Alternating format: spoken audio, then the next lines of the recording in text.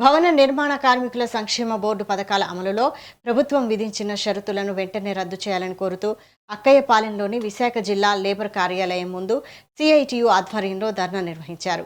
ఈ సందర్భంగా సిఐటియు విశాఖ జిల్లా ప్రధాన కార్యదర్శి ఆర్కేఎస్వి కుమార్, విశాఖ జిల్లా కన్స్ట్రక్షన్ వర్కర్స్ యూనియన్ గౌరవ అధ్యక్షులు బి వెంకట్రావు, కార్యదర్శి బి శ్రీనివాసరావు మాట్లాడారు. 2019 నుండి పెండింగ్లో ఉన్న క్లెయిమ్లను పరిష్కరించాలని, కార్మికులకు మెరుగైన సామాజిక భద్రత కల్పించాలని డిమాండ్ చేశారు.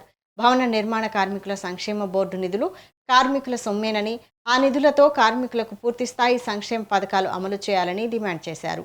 2026 మార్చి 1 నుండి కేవలం 4 పథకాలను మాత్రమే అమలు చేయడం, వాటికి అనేక ఆంక్షలు విధించడం కార్మికులను మోసం చేయడమేనని విమర్శించారు.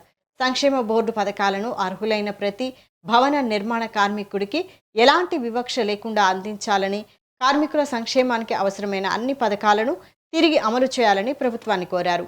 అనంతరం వారు డిప్యూటీ లేబర్ కమిషన్కు వినతిపత్రం సమర్పించారు.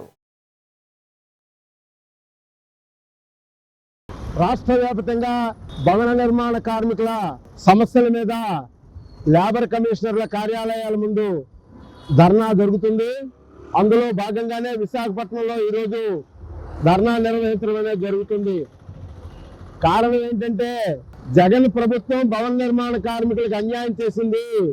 మేము అధికారంలోకి వచ్చిన వెంటనే నా తొలి సంతకం భవన నిర్మాణ కార్మికుల సమస్యల పరిష్కారానికే సంతకం పెడతానని చెప్పినటువంటి కార్మిక మంత్రి కూటమి ప్రభుత్వం 2 సంవత్సరాల తర్వాత భవన నిర్మాణ కార్మికుల క్లెయిములు పాతవి కాకుండా 4 మాత్రమే విడుదల చేస్తామని చెప్పి 40 కొర్రీలు పెడతా ఉన్నారు.